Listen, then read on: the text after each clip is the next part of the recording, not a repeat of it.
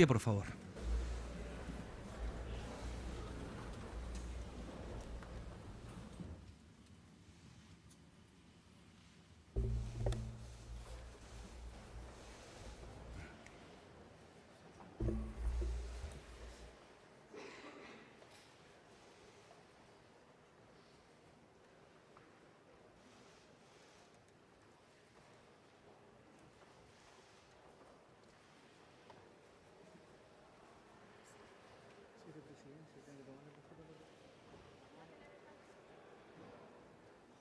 Muy buenos días. Se abre la sesión. Los invito a tomar asiento.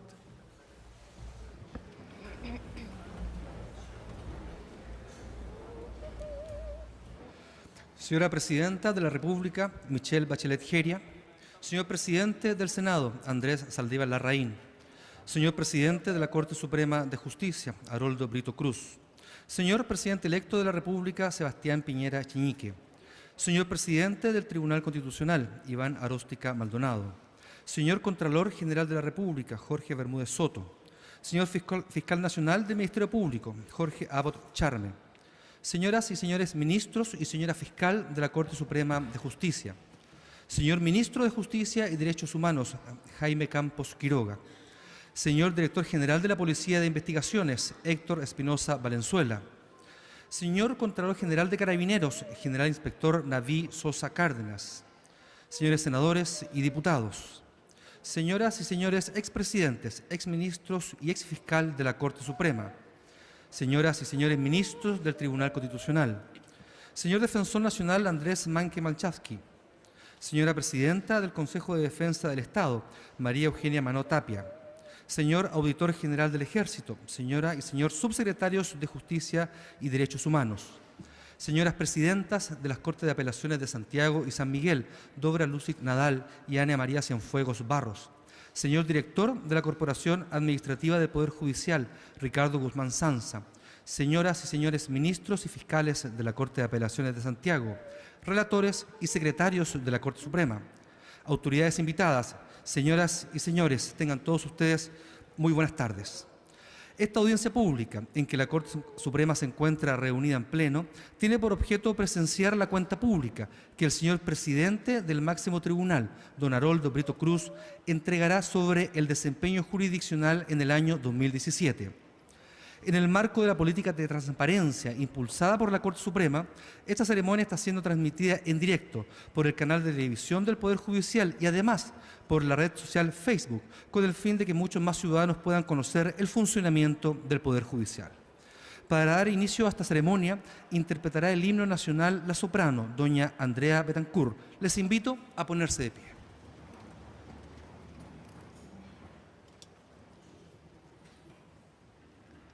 Puro Chile es tu cielo azulado, puras brisas te cruzan también, y tu campo de flores bordado es la copia feliz del Edén.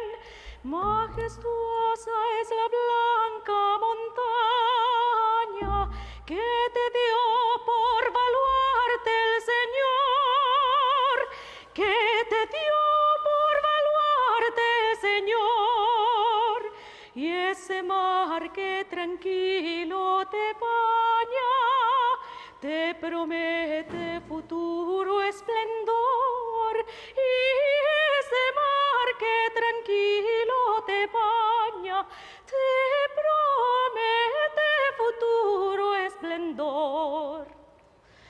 Dulce patria, recibe los votos con que Chile en tus aras juró, que a la tumba serás de los libres, o el asilo contra la opresión, que a la tumba serás de los libres, o el asilo contra la opresión, que a la tumba serás de los libres.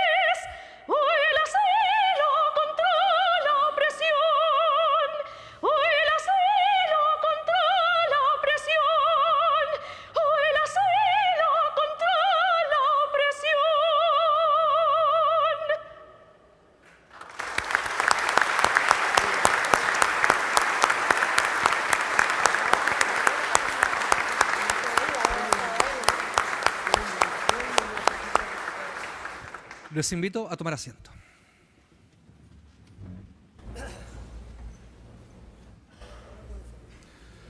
A continuación, pronunciará su discurso de cuenta pública el señor presidente de la Corte Suprema de Justicia, don Haroldo Brito Cruz.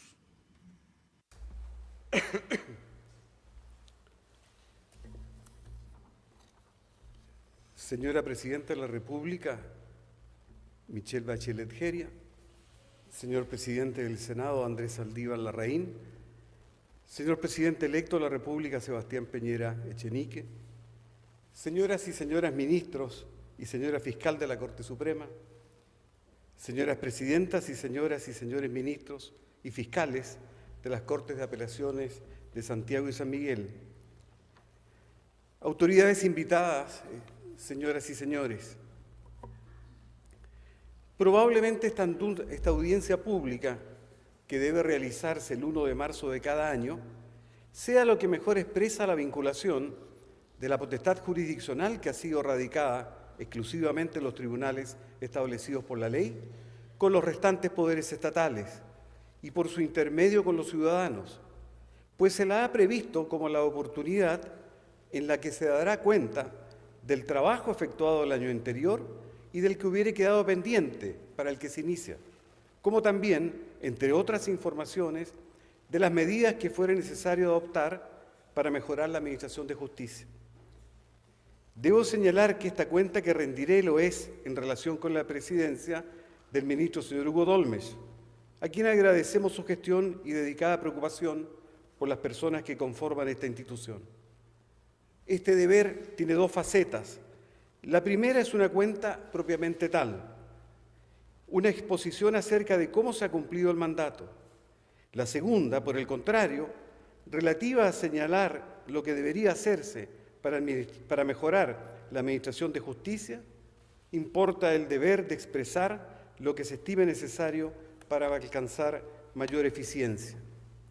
Entiendo que el legislador quiso que la Judicatura entregara una opinión técnica, que concibió este segundo deber porque pensó que, atendido el conocimiento y la experiencia en la prestación de justicia, era conveniente que ocasionalmente fuera abandonada la posición de aplicador de normas para proponer medidas correctivas al interior del sistema de justicia, a fin de integrarlas al debate de las políticas públicas.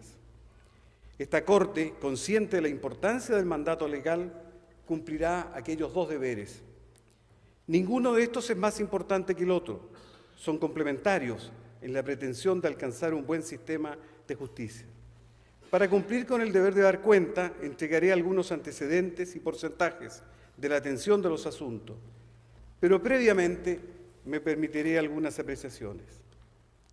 En primer lugar, quiero señalar con toda tranquilidad que este sistema de justicia se encuentra en un buen estado, que no obstante que pretendemos más, estamos convencidos que se brinda una justicia de calidad, que el Poder Judicial de Chile, desde el retorno a la democracia, ha crecido estable y sostenidamente, porque de manera continua se han instaurado políticas públicas en desarrollo de todas nuestras áreas. Se dispone de un mayor número de jueces, de profesionales de distintas disciplinas y de funcionarios que se capacitan constantemente. Esta es una organización joven.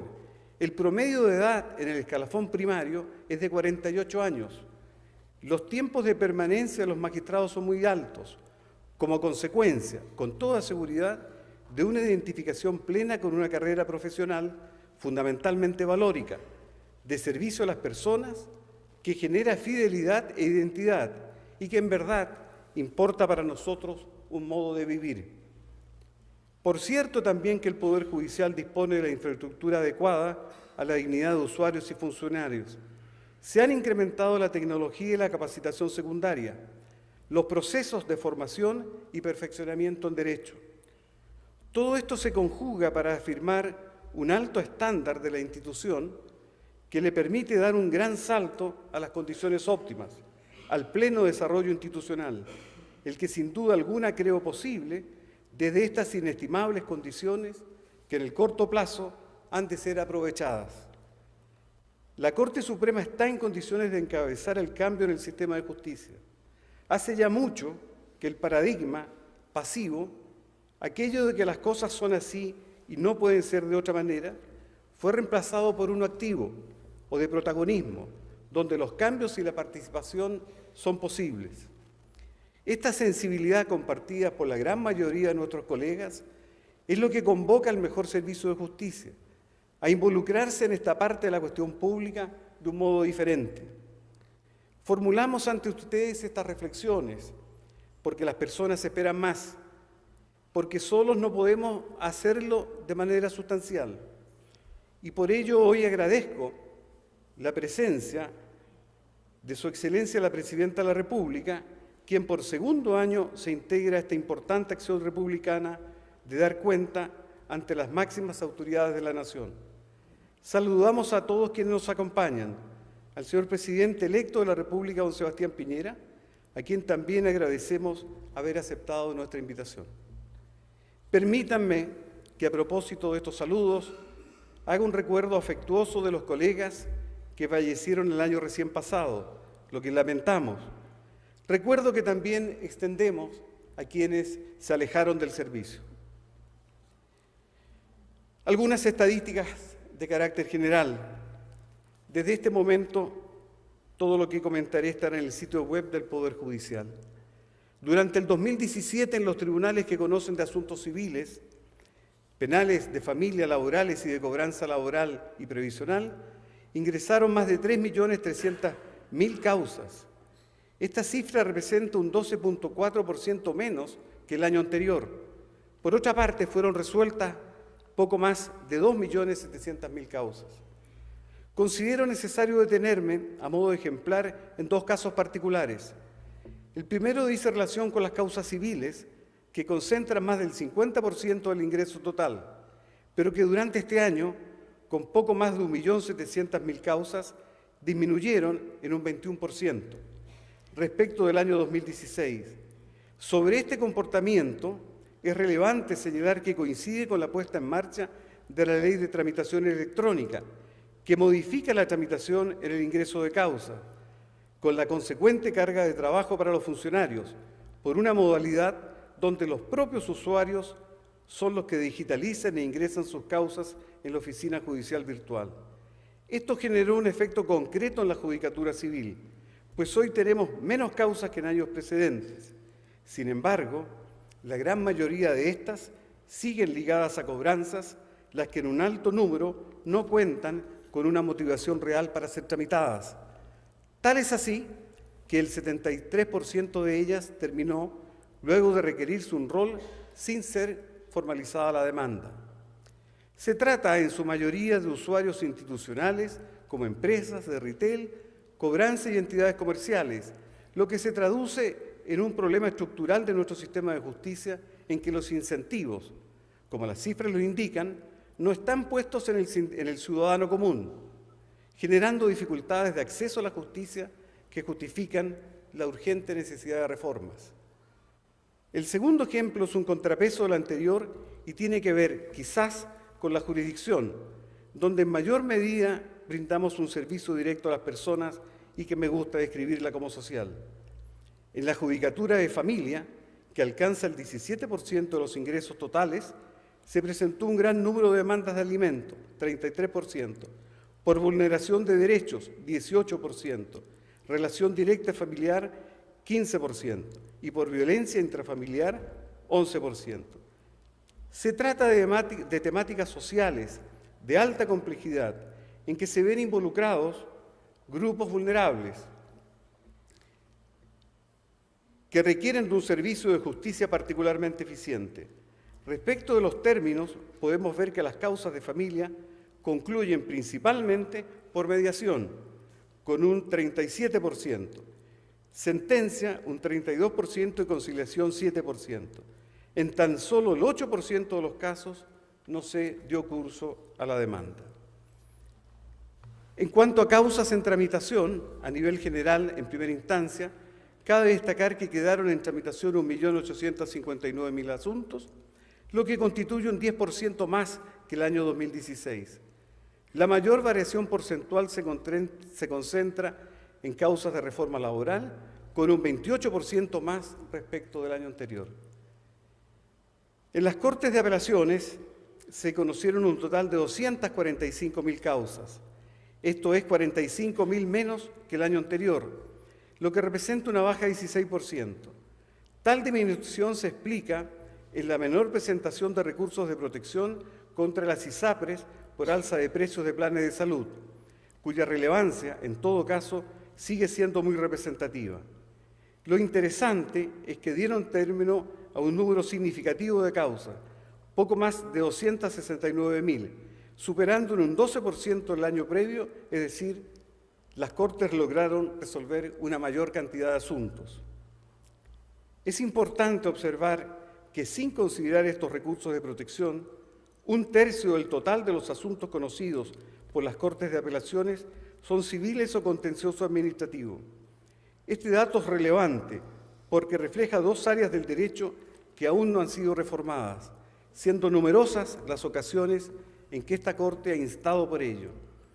No es posible desentenderse del hecho que esta cantidad de recursos se produce en la justicia no reformada, que funciona sin controles procesales previos, a consecuencia de la menor participación de las partes, lo que obliga a interponer recursos correctivos que sin duda frenan el desarrollo del pleito.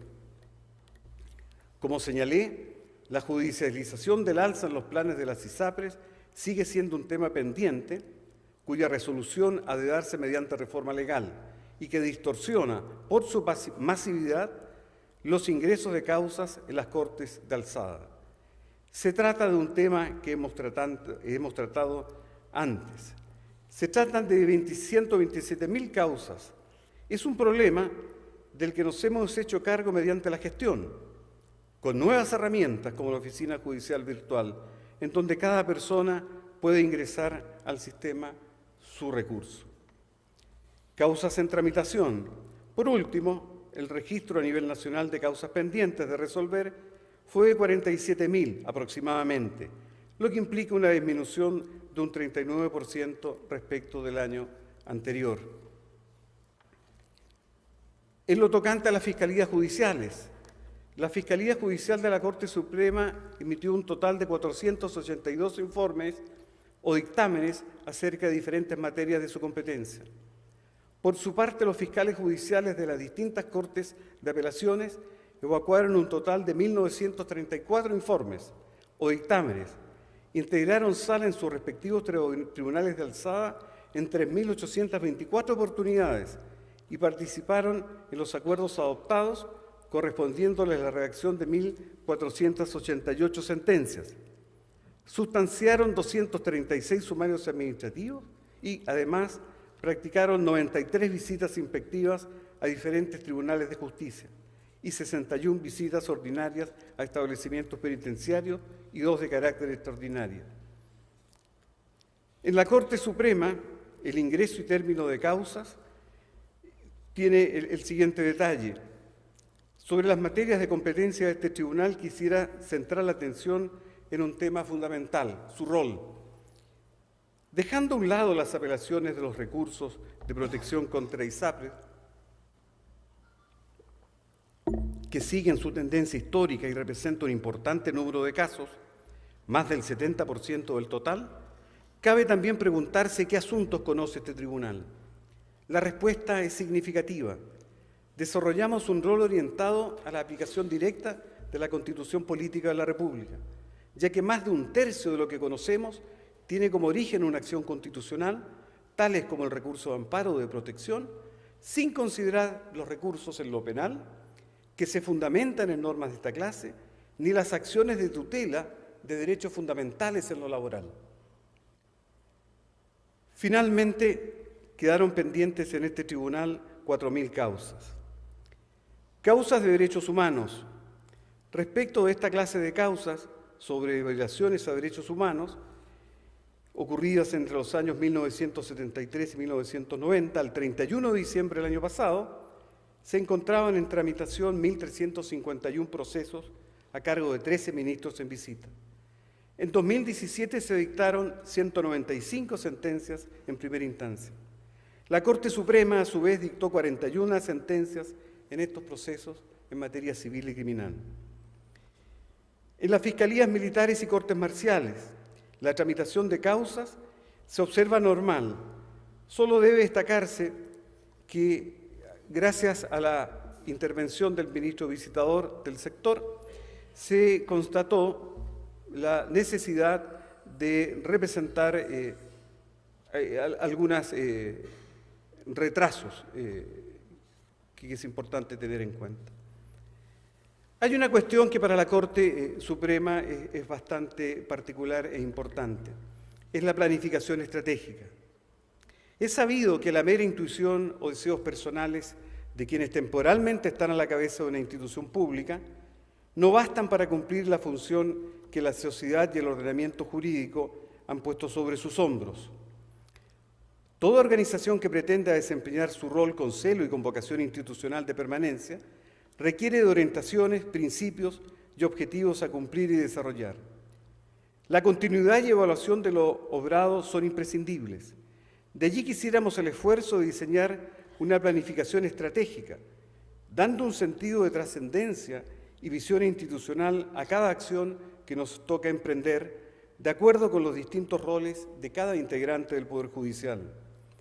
Tal metodología impone el desafío constante de alinear nuestra actividad a estos objetivos y de someterlos a revisión en función de ese prisma, dando sentido y coherencia al programa en toda su extensión, fundamentalmente en la generación de lineamientos claros e integrales, metas institucionales, formulación y ejecución presupuestaria.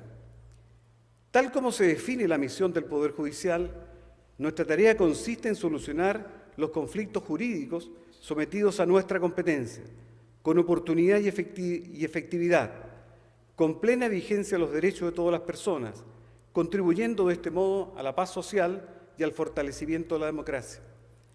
Toda la judicatura tiene plena conciencia de la trascendencia de la jurisdicción en el Estado.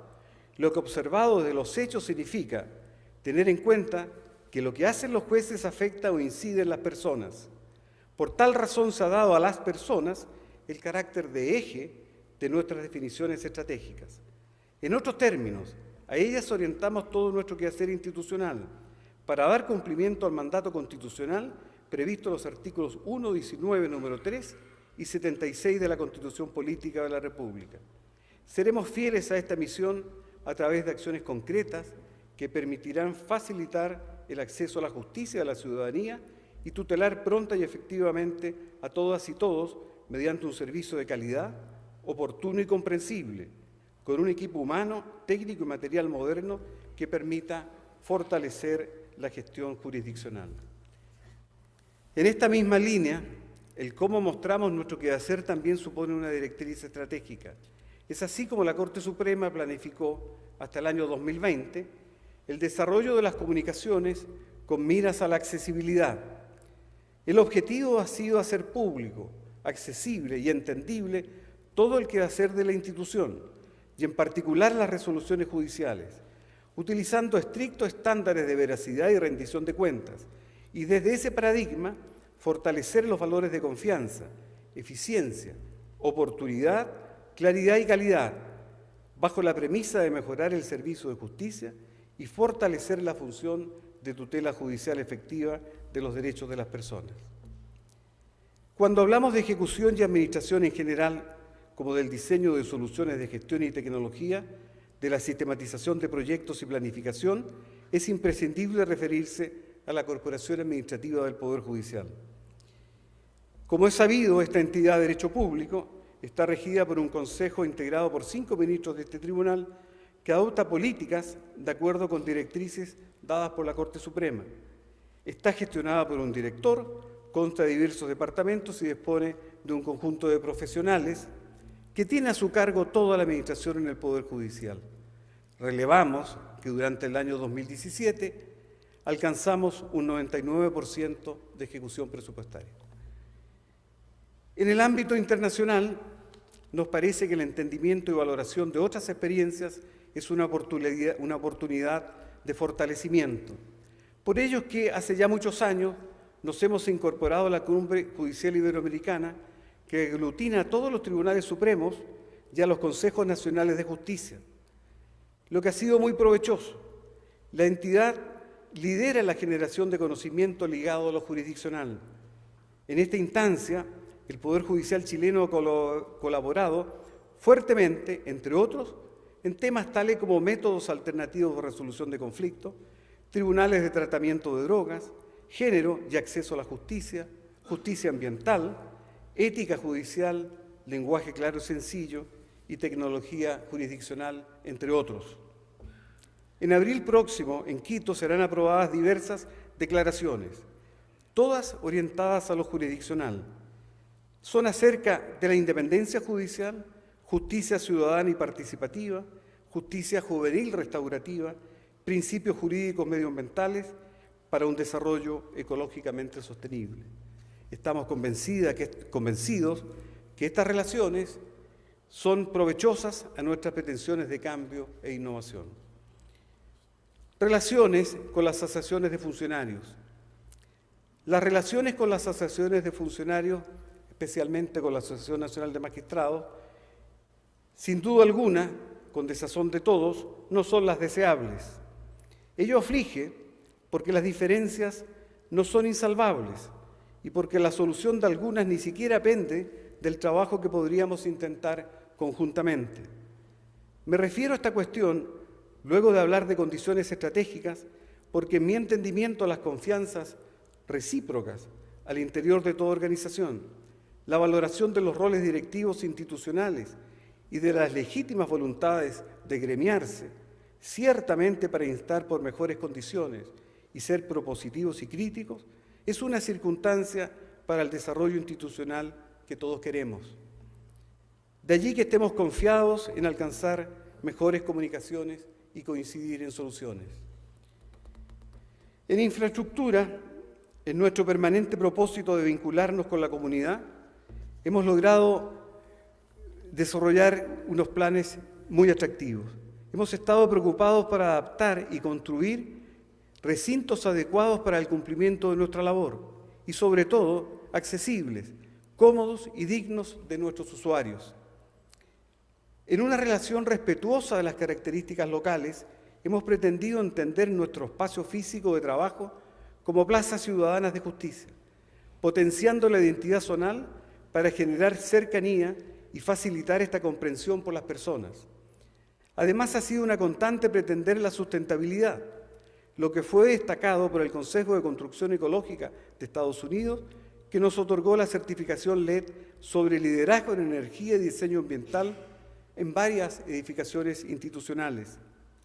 Finalmente, asumiendo una deuda pendiente respecto a las personas con movilidad reducida, se han adaptado recintos para facilitar el acceso físico, esfuerzo que le ha valido al Poder Judicial recibir una distinción del Servicio Nacional de Discapacidad por 4º año consecutivo. Se avanzó en la concreción del plan quinquenal con el diseño, desarrollo y construcción de nuevos tribunales, entre ellos los centros de justicia de Antofagasta y Viña del Mar, inaugurándose otros cuya construcción alcanza más de 50.000 metros cuadrados. Además, se adquirieron 24 nuevos terrenos en ubicaciones estratégicas, destacando entre ellos el de la futura Corte de Apelaciones de Santiago. Y por último, relevamos la transferencia gratuita de 37 inmuebles fiscales que efectuó el Ministerio de Bienes Nacionales, producto de un trabajo conjunto con el Poder Judicial. En tecnología y gestión, el Poder Judicial no se ha mantenido ajeno al desarrollo de las herramientas actuales. De este modo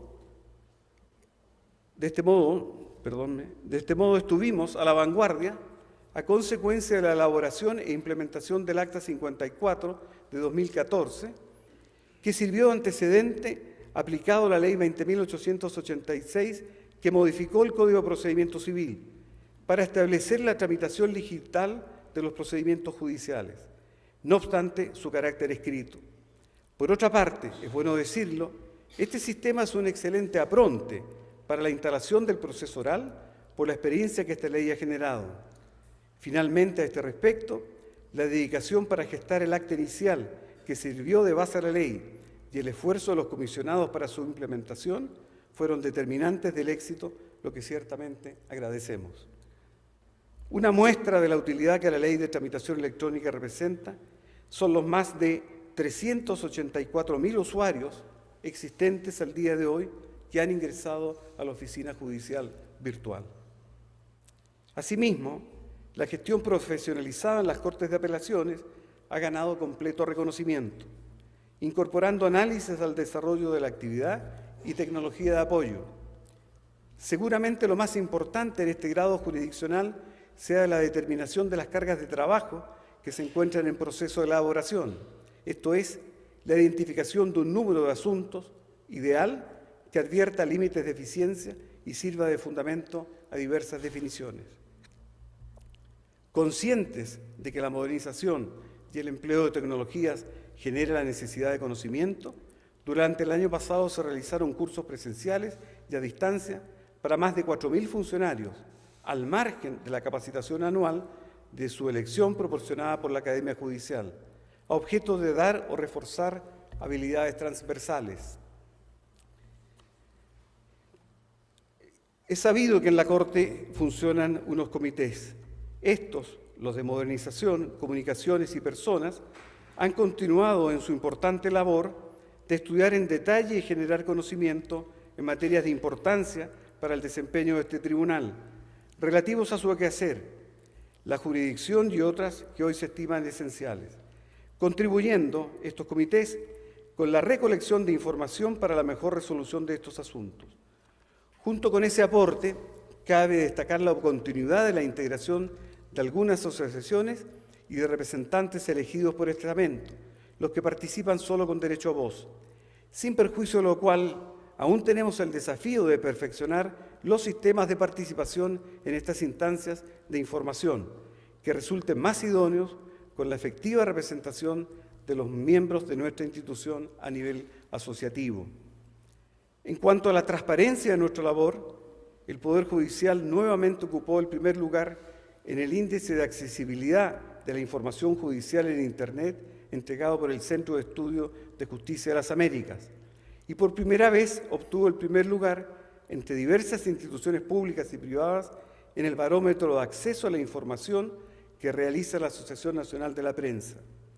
En relación al acceso a la información, quiero destacar que sostenidamente la Comisión de Transparencia ha recibido un mayor número de solicitudes, incrementándose en un 23%. Otro avance ha sido que desde mayo del año pasado se publica semanalmente en el portal web institucional la pauta de asuntos a tratar por el Tribunal Pleno. Del mismo modo, en materia de innovación, el comité abocado a esta temática busca modelos de gestión novedosos, mediante la participación de todos los funcionarios del Poder Judicial, a través de la convocatoria de concursos y talleres, fomentando y concretando el trabajo colaborativo y participativo. Así, durante el año 2017, se recibieron 245 iniciativas de ideas para mejorar o fortalecer la gestión al interior de tribunales, de primera o de segunda instancia, seleccionándose 3 proyectos que serán implementados durante el periodo 2018. Direcciones de la Corte Suprema. Para que las labores que competen al Tribunal Pleno sean gestionadas de forma eficiente, es necesario contar con un equipo de profesionales que le sirven de soporte técnico y que sea multidisciplinario. En dicho ámbito, y a modo de referencia a la importancia del servicio que prestan, se destaca que desde el 1 de julio de 2017, la Corte Suprema actúa como autoridad central en la tramitación de exhortos internacionales en los convenios pertinentes, con la asistencia para su ejecución de la Dirección de Asuntos Internacionales y de Derechos Humanos. Por su parte, la Dirección de Comunicaciones focalizó su trabajo en el uso de algunas herramientas de mayor alcance, internas y externas, potenciando el uso de redes sociales. Esto se refleja en las siguientes cifras: casi 78.000 seguidores en Twitter, 96.000 fans en Facebook y poco más de 15.000 suscriptores en el canal de YouTube del Poder Judicial. Además, la página Poder Judicial tv.cl fue visitada más de 1.120.000 veces y las conexiones durante transmisiones en vivo aumentaron en un 200%. La Dirección de Estudios, por su parte, ejecutó el estudio Modelo Orgánico por una nueva justicia, con el objeto de conocer el impacto generado por las reformas legales y la especialización en el modelo de administración de justicia en los tribunales. Finalmente, la Dirección de Bibliotecas y Centro Documental ha continuado con el proyecto de la creación de una base de unificación de jurisprudencia para la cuarta sala de esta Corte y el desarrollo de un diccionario jurídico chileno. A ello se suma el permanente aporte del Centro Documental para establecer los accesos necesarios y expeditos a la información especializada.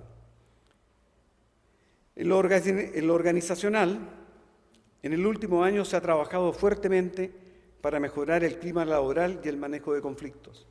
Conscientes del fenómeno conocido como riesgos psicosociales, se han generado acciones de intervención y un protocolo en esta materia para reaccionar oportuna e informadamente, contemplándose además una estructura orgánica compuesta por una serie de comités con presencia a nivel nacional.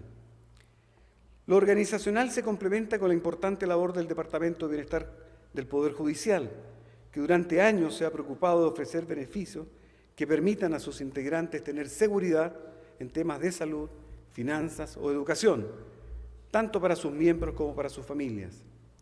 Respecto de otras medidas internas que hemos realizado en el ámbito del desarrollo organizacional, se ha instalado la igualdad de género y no discriminación como una cuestión de alta relevancia, institucionalizándose con la creación de la Secretaría Técnica de Género, que se ha encargado de ejecutar una serie de inéditas actividades durante el 2017. Se trata de actuar para reducir las diferencias entre hombres y mujeres en los logros o actitudes sociales, políticas, intelectuales, culturales y económicas, para producir efectos al interior de nuestra institución y en la sociedad, instalando en lo jurisdiccional una perspectiva de género. En lo que toca a la participación de las mujeres en el Poder Judicial, ha de estudiarse los efectos de la normativa vigente en cuanto a la selección y nombramiento, a objeto de adoptar preceptos que rechacen barreras improcedentes. El pasado año estuvo marcado por la campaña interna para prevenir el acoso sexual y la participación en una mesa de trabajo para la generación de un protocolo de denuncia, tratamiento y sanción de estas conductas.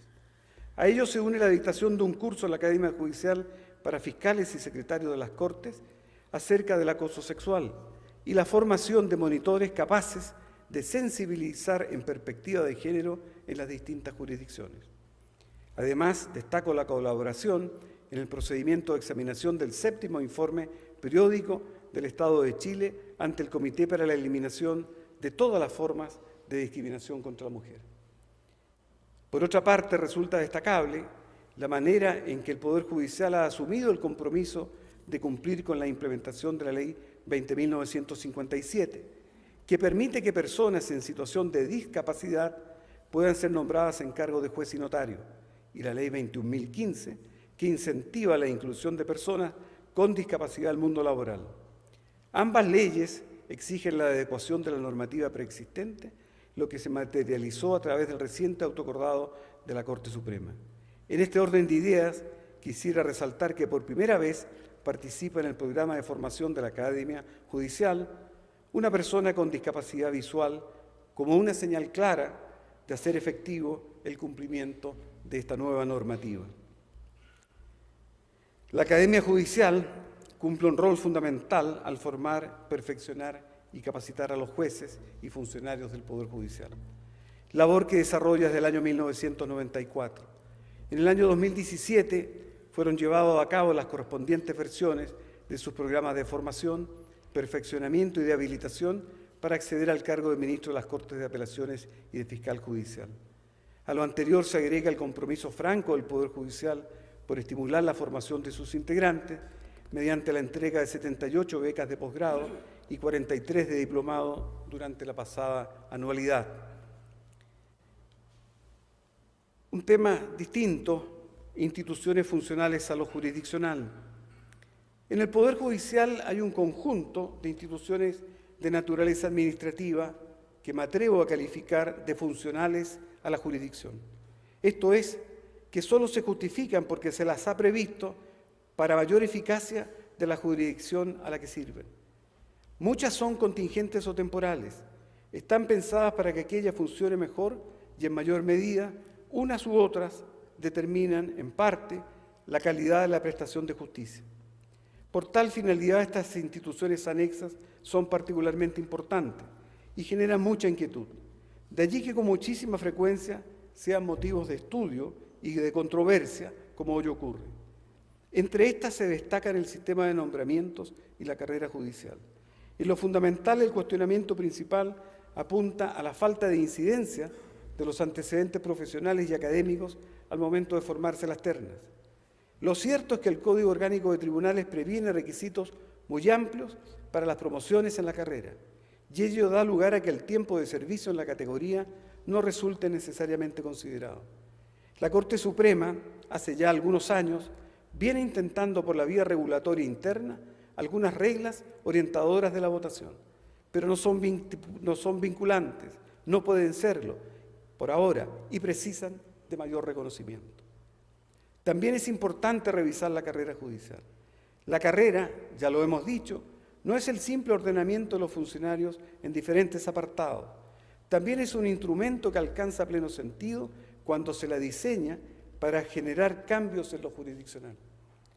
El régimen disciplinario, que en la etapa de investigación pronto estará radicado en las fiscalías de las Cortes de Apelaciones, también precisa atención. No porque lo disciplinario sea entre nosotros una constante y por conductas generalizadas y graves, sino por la necesidad de alcanzar una buena regulación. En primer lugar, es útil decir que nadie cuestiona lo sustantivo de la potestad disciplinaria. Los problemas están radicados en las normas que previenen las infracciones. Algunas son imprecisas y en otros casos carecen de actualidad. La insuficiencia de unas pocas normas legales de procedimiento también es una debilidad y da lugar a una regulación reglamentaria que no es unánime y que se cuestiona fuertemente. Las vetustas calificaciones actuales no son más que un fuerte impedimento a otros instrumentos de evaluación verdaderamente eficiente que podrían ser incorporados. La ética y la probidad, no obstante su valor particular, también son funcionales a la jurisdicción. Esta última ha sido tratada en la Ley 20.880, que previene las declaraciones de intereses y patrimonio, cuyo control esta Corte entregó a la Fiscalía Judicial, la que estableció criterios acerca del número de individuos a ser examinados, considerando como aspectos claves la oportunidad de la declaración, su integridad, veracidad y exactitud en cada una de ellas. Las remuneraciones y el incentivo retiro recién promulgado también han de ser incluidas entre estas instituciones funcionales a la jurisdicción. Las primeras porque una buena política de esta clase ha de servir de atractivo y motivo de permanencia a los mejores profesionales. El último incentivo al retiro, junto con atender parte de las necesidades económicas de un porcentaje de funcionarios luego de largos años de trabajo, también permite algún recambio generacional. Por otra parte, relevo el diseño y cumplimiento de las metas de gestión que inciden en el mejoramiento de los estándares de servicio que buscan facilitar el acceso a la justicia. Son estos aspectos no jurisdiccionales que es preciso tener en cuenta, en mi criterio, para alcanzar y mantener mejores condiciones de funcionamiento jurisdiccional. Acceso a la justicia. El derecho de acceso a la justicia, que importa nuestra mayor preocupación, en nuestro ordenamiento jurídico se construye a partir de los artículos 19, número 3 y 76 de la Constitución Política de la República, en armonía con los artículos 8 y 25 de la Convención Americana de Derechos Humanos, por lo que es un derecho fundamental, que en cuanto tal impone al Estado la obligación de garantizar que todos los ciudadanos puedan requerir del sistema de justicia una respuesta que resuelva el conflicto o disputa de relevancia jurídica que les afecte. En consecuencia, se configura como un derecho de carácter prestacional que impone ciertos deberes de conducta en orden no solo a permitir el acceso, sino además a generar condiciones necesarias para que ese acceso sea posible y efectivo. Sin embargo, por razones de diversa índole, en la actualidad se advierte en ciertos ámbitos donde todavía no es posible reconocer una vigencia efectiva del derecho de acceso a la justicia. No obstante que estas áreas hoy se develan con mayor notoriedad, fundamentalmente porque las personas más conscientes de sus derechos denuncian estas omisiones y ejercen más control y crítica. Esta circunstancia impone al Estado, al Poder Judicial, el deber impostergable de quedar a disposición de esas personas, de advertir la naturaleza y profundidad de estas omisiones, pues claramente importan incumplimiento del programa constitucional y de las obligaciones internacionales asumidas por Chile, cuya desatención genera efectos de particular gravedad. Hacerse cargo del problema para nosotros los jueces, desde luego implica extremar nuestras capacidades institucionales y personales para extender a más personas la prestación de justicia. Pero sin perjuicio de que nosotros debemos obrar con esta disposición, es claro que los efectos serían insuficientes. De allí que sea imprescindible generar una política pública destinada a enfrentar estas omisiones.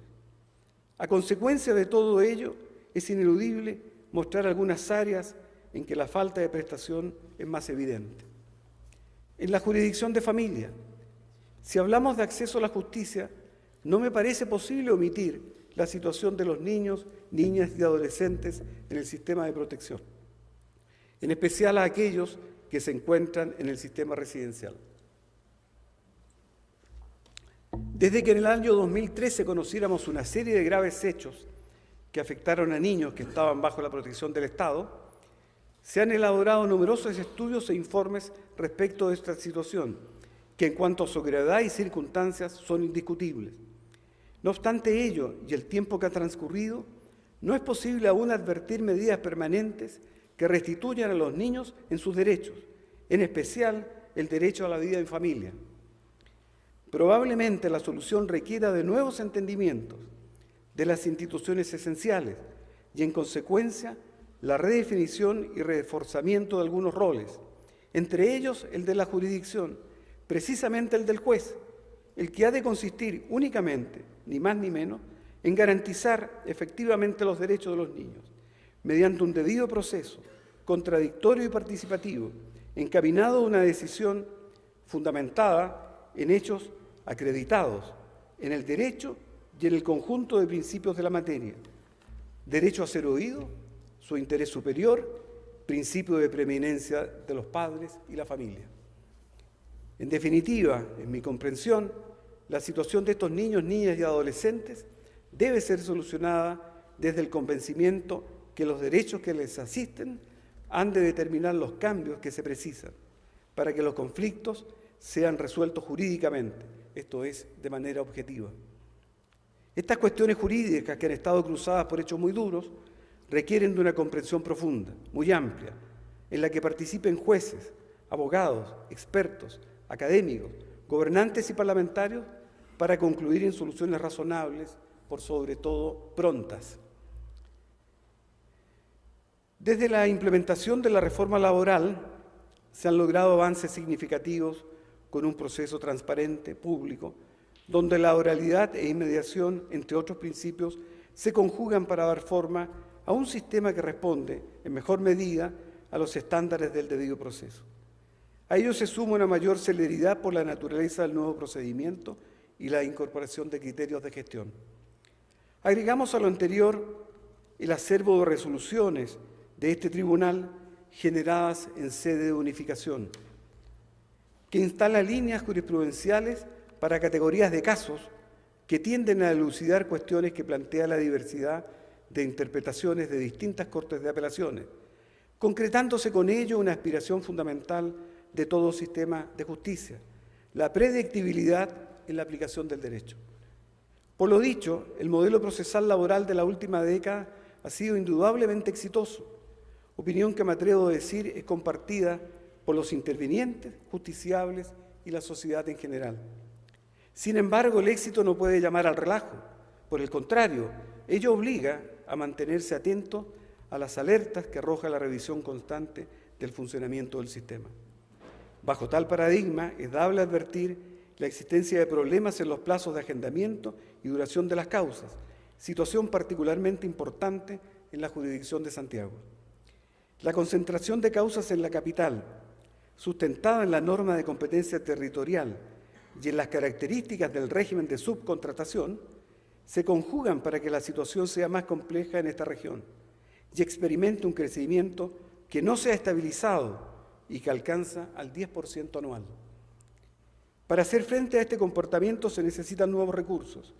La obligación de tutelar los derechos de trabajadores y permitir un acceso real al servicio de justicia fundamenta que se instalen nuevos tribunales de la especialidad, pues el diagnóstico de esta judicatura es claro. Así lo sostienen nuestros estudios, que prevén la necesidad de instalar un nuevo tribunal de características similares a los ya existentes. Tenemos entonces el desafío de abocarnos a promover los cambios necesarios para hacer frente ahora a esta situación, pues de obviarse estos avisos se pondría en riesgo esta reforma que es particularmente exitosa. Situación carcelaria. Durante el año 2017, la Fiscalía Judicial de la Corte Suprema elaboró un documento que consolida la información recogida durante 63 visitas realizadas a diversos centros penitenciarios a lo largo del país, el que fue presentado en febrero de 2018. En él se describen graves situaciones que afectan a las personas privadas de libertad, tales como hacinamiento y sobrepoblación, largas horas de encierro, problemas en los horarios de alimentación, uso de celdas de castigo y aislamiento, carencia de comunidades terapéuticas para el tratamiento de consumo de drogas y alcohol, acceso insuficiente al agua, cupos limitados en algunos recintos. Frente a este diagnóstico, y por acuerdo del Tribunal Pleno, ya tuve ocasión de hacer públicamente un llamado a las instituciones vinculadas a esta materia para desarrollar un trabajo conjunto que permita superar esta crítica situación, el que reitero, esperamos atentamente la instancia en que podamos contribuir con nuestro conocimiento y experiencia para esta mejora impostergable. Como expresión concreta de esta preocupación, el Poder Judicial, haciendo eco de las recomendaciones y observaciones dirigidas al Estado de Chile por parte del Subcomité para la Prevención de la Tortura y otros tratos o penas crueles, inhumanos o degradantes, se encuentra analizando las posibles acciones.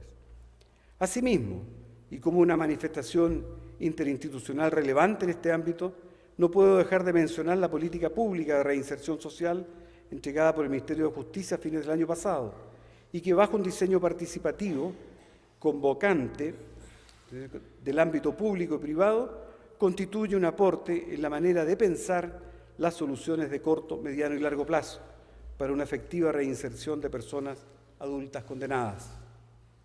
Frente a esta y otras instancias mantendremos nuestra disposición a objeto de contribuir con conocimiento y experiencia a las mejoras impostergables que requiere el sistema penitenciario. En lo tocante a la ejecución jurisdiccional penitenciaria, el sistema penal tiene como consecuencia evidente la afectación al ejercicio de derechos fundamentales de los ciudadanos, la violencia que supone la utilización de la potestad punitiva, en especial las penas de encierro, precisa que sus ejercicios sean ejecutadas con la mayor legitimidad, lo que en un sistema democrático solo se obtiene mediante una ley de ejecución penitenciaria, por la naturaleza de lo que se trata. La universalidad y efectividad de los derechos humanos son normas que hacen imperativo lo anterior. Por ello se debe alcanzar una comprensión de este asunto que lo considere también como una barrera que impide a las personas privadas de libertad el acceso a la justicia y la igualdad en el ejercicio de los derechos que la Constitución política y el derecho internacional humanitario reconocen, y de los cuales no los ha privado una sentencia judicial, cosa que no debe ser olvidada, y desde esta premisa comenzar nuestro razonamiento para producir un cambio. Parte del problema pasa, indudablemente, por la ausencia de una ley que lo regule y que se constituya en una garantía para el ciudadano, pero que a la vez sea una herramienta que conduzca o facilite la reinserción. Advertirlo de este modo cambia el enfoque tradicional con el que ha sido abordada la ejecución penal, desde el acceso a la justicia, incluso las razones que en un momento dado pudieran apremiar para generar condiciones de seguridad eficaces, estas deben adecuarse a un uso racional del aparato represor del Estado, con pleno apego a su posición de garante de los derechos humanos y fundamentales de todas las personas. Actualmente la práctica judicial advierte que los asuntos de este tipo se resuelven a través de los recursos de protección y amparo constitucional, que no son acciones especialmente previstas para atender esta clase de conflictos. Por ello es que no es posible aceptarlos como adecuados a estos propósitos, pues no fueron pensados para resolver una cuestión tan particular como lo es el conflicto penitenciario, y porque además privan a un grupo de la población de la posibilidad de acceder a una justicia especializada. Parece aconsejable seguir insistiendo en la necesidad de implementar tribunales especializados de ejecución penal, a los que se le entreguen facultades que permitan observar los procesos de los sentenciados y la celebración de audiencias que favorecerán un efectivo control jurisdiccional y una mejor labor de los órganos penitenciarios, garantizándose así que todas aquellas personas a las que el ordenamiento les reconoce derechos, de los cuales no han sido privados por la sentencia, pueden efectivamente ejercerlos y exigirlos ante un tribunal de esta clase. No puede olvidarse que al diseñarse la reforma procesal penal que todos conocemos, la comisión, el foro que la trabajó, estuvo consciente que quedaba pendiente la cuestión de la ejecución penal jurisdiccional. Después de estos años, parece impostergable la decisión de completar esta reforma en su parte sustancial. Necesidad de un nuevo Código Penal. Otro tema estrechamente vinculado a la jurisdicción penal es la necesidad de reformar el Código Sustantivo en la materia. En los últimos años se han elaborado distintas propuestas de Código Penal. Está la conocida como del Foro Penal del año 2003, la presentada a la administración del presidente señor Piñera, la que se formulara en este gobierno de la presidenta señora Bachelet y una de carácter particular del destacado profesor Alfredo Echeverri. Estos proyectos responden a distintas orientaciones técnicas y seguramente estos entendimientos sobre los que no hay consenso constituyen la dificultad fundamental para su discusión parlamentaria. Frente a este escenario, se hace necesario reflexionar acerca de las acciones que se deben adoptar para iniciar y concluir la reforma. Ya existen suficientes antecedentes que permiten dar pasos en este cambio sustancial e imprescindible. Estaremos atentos a la activación de este proceso para ser partícipes. Soy un convencido que el conocimiento y experiencia del mundo judicial resulta decisivo en el éxito del diseño de cambios legales de esta envergadura que aguardamos con ansias y entusiasmo. En la reforma de la jurisdicción civil está el tema del proceso. Tenemos como Estado una tarea pendiente, el nuevo Código Procesal Civil. El proyecto de ley en trámite en el Congreso pretende estandarizar y brindar coherencia a nuestro sistema procesal, estableciendo los criterios mínimos que se exigen a todo sistema de justicia, como lo son la oralidad, inmediación, valoración de la prueba de acuerdo con las reglas de la sana crítica, concentración y publicidad, entre otros. Previamente a la presentación de este proyecto, el Poder Judicial ya había manifestado su profundo interés e informe favorable en la implementación de esta reforma, con ocasión del primer proyecto que se presentó en esta materia durante la presidencia de la señora Michelle Bachelet, en el año 2009. Lo propio hicimos en el proyecto del 2012 del presidente don Sebastián Piñera, y quienes han ocupado esta posición han subrayado en sus discursos anuales la importancia de concretar la mencionada reforma. La justicia civil es, por distintos factores que influyen en ello, inaccesible para muchas personas. Uno de esos factores es la estructura y características de nuestros procedimientos. Así, conflictos que son dignos de tutela judicial efectiva no llegan a tribunales, o cuando llegan son abandonados por carecer las partes de recursos para su completa prosecución. Ello explica en una medida importante el predominio de litigantes institucionales en nuestra justicia civil. La reforma no puede orientarse solo a asuntos de trascendencia patrimonial, sino que a ampliar su espectro a las pequeñas causas, con impulso decidido hacia la implementación de los sistemas alternativos de resolución de conflictos, a objeto de cumplir con un sistema judicial civil íntegro y al alcance de todos. Dicho esto, y sin perjuicio del tiempo transcurrido desde la paralización de la tramitación del proyecto de ley respectivo, la Corte Suprema es optimista y se resiste a asumir un rol pasivo en la materia. Mantendremos nuestro interés en colaborar con las instancias colegisladoras una vez que se renueve la discusión del proyecto de ley en cuestión. Hay un conjunto de acciones de fortalecimiento del acceso a la justicia que queremos destacar. Otro avance importante ocurrido en el 2017 en la justicia penal fue la promulgación de una ley de entrevistas video grabadas para niños y niñas, pero esta vez consideradas como víctimas de delitos. La norma permite el registro y posterior utilización de estas entrevistas desde la etapa de investigación. Esto evita que los niños y niñas y adolescentes se vean expuestos a la revictimización que importa testificar en reiteradas ocasiones. De lo que se trata es de impedir y asegurarte que las personas, los padres, se atrevan a denunciar esta clase de hechos que afectan a sus hijos.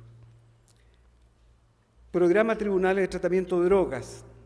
En este mismo orden de ideas quisiera destacar que también avanzamos en el trabajo realizado desde hace varios años en el programa Tribunales de Drogas, que son juzgados de garantía que resuelven la suspensión condicional del proceso en base al compromiso de terapia.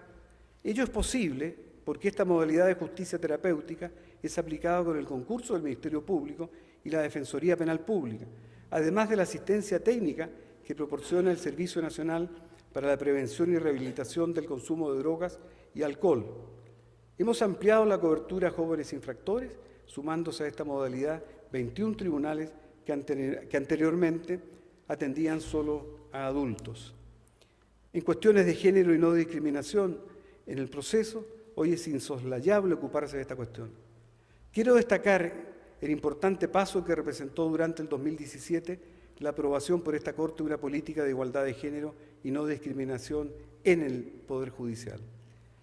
Debemos detenernos brevemente en el contenido de esta política, la cual propone incorporar la perspectiva de género y de derechos humanos en la resolución de los asuntos, lo que implica que el servicio que presta la institución en todos sus ámbitos considere la situación que experimentan las personas, particularmente en lo jurisdiccional, a través de herramientas que permitan a magistradas y magistrados considerar estos criterios, particularmente la apreciación de la prueba, pues este conjunto han de facilitar la identificación de estereotipos que deben ser repelidos por el juzgador. Otra de las acciones vinculadas al acceso a la justicia a través de una comisión especializada de esta Corte es la que ha trabajado desde el 2015 para impulsar el uso de un lenguaje claro y sencillo en todo el quehacer judicial.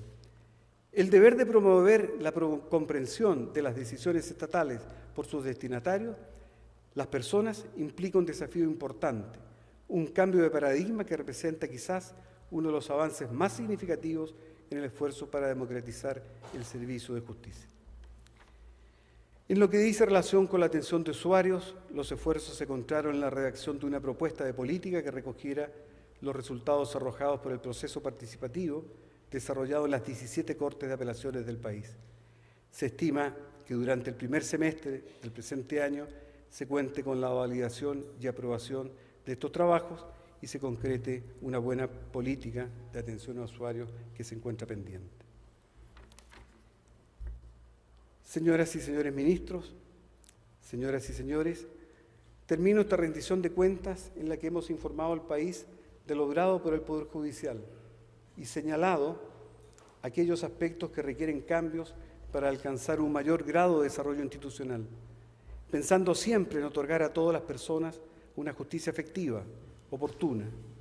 Confiamos que estas y otras propuestas que puedan ser planteadas, aceptadas en un futuro próximo, de manera que se alcance el pleno reconocimiento de los derechos. Con estas palabras declaro inaugurado el año judicial 2018. Muchas gracias.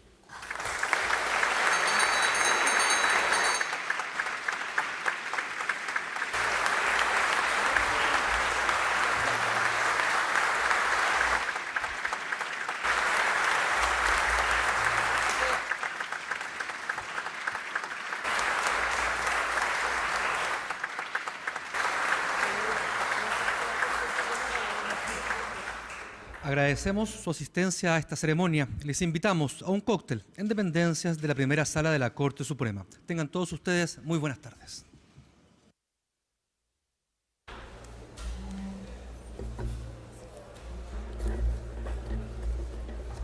Demasiado largo, ¿no?